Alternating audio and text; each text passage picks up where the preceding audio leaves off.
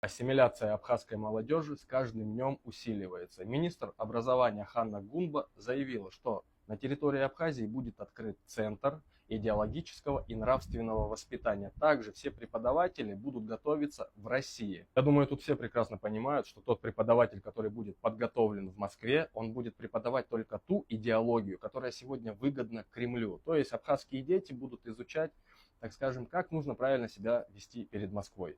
Также Кремль проявляет особый интерес к абхазским школам. На сегодняшний день Кремлю недостаточно того, что все предметы в абхазских школах преподаются только на русском языке, а также преподается сфальсифицированная история. Кремль готов направить своих представителей для того, чтобы полностью управлять всей системой образования Абхазии. Все это не игра за ширмой. Москва напрямую уже стремится к тому, чтобы через несколько лет ни один абхаз не смог сохранить свою идентичность. То есть, чтобы вся абхазская молодежь считала себя русскими и частью, конечно же, России.